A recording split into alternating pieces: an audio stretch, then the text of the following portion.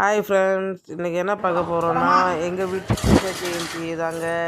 எங்கள் பப்பு குட்டியை வச்சு கிருஷ்ணர் பாதம் போட்டேன். மாவு வந்து கொஞ்சம் கட்டியாயிடுச்சு. அதனால் வந்து எங்கள் பாப்பாவோட பாதம் அந்தளவுக்கு தெளிவாக தெரியல.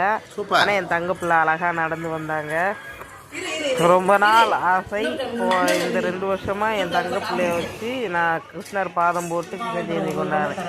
அதுக்கு முன்னாடி நான் கிருஷ்ண ஜெயந்தி கொண்டாடி இருக்கேன். நானே பாதம் கையால் வச்சு செஞ்சு பண்ணியிருக்கேன். எங்கள் வீட்டு கிருஷ்ணருக்கு வந்து பாலால் நெய்வேத்தியம் செஞ்சுருக்கோம். பால், தயிர், மோர், நெய், வெண்ணெய் எல்லாம் படைச்சிருக்கு. அதுவும் குட்டி குட்டி பானையெல்லாம் வச்சுருக்கேன். அழகாக இருந்துச்சு.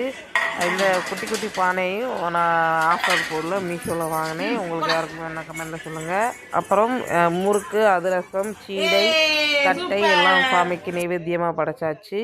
பழங்கள் வச்சுருக்கேன். உங்கள் வீட்டு கிருஷ்ணருக்கு நீங்கள் என்ன நெய்வேத்தியம் படைச்சிங்கன்னு எங்களுக்கு கமெண்ட்டில் சொல்லுங்கள். எங்கள் வீட்டு குட்டி கிருஷ்ணரும் எங்கள் குட்டி பாப்பா கிருஷ்ணரும் உங்களுக்கு பிடிச்சிருக்கான்னு கமெண்ட்டில் சொல்லுங்கள். இந்த வீடியோ உங்களுக்கு பிடிச்சிருந்துச்சுன்னா எங்கள் சேனலை லைக் பண்ணுங்கள், ஷேர் பண்ணுங்கள், சப்ஸ்கிரைப் பண்ணுங்கள் ஃப்ரெண்ட்ஸ். தேங்க்யூ. இது 2 நாள் கழித்து அப்லோட் பண்ணுறது காரணம் எங்கள் பாப்பாங்க. அன்னைக்கு நைட்டே பண்ண வேண்டியது எங்கள் பாப்பா ஊடால டிஸ்டர்ப் பண்ணி சவுண்டு கொடுத்துட்டு இருந்தா. இப்போயும் அதே வேலையை பார்த்துக்கிட்டு இருக்குங்க.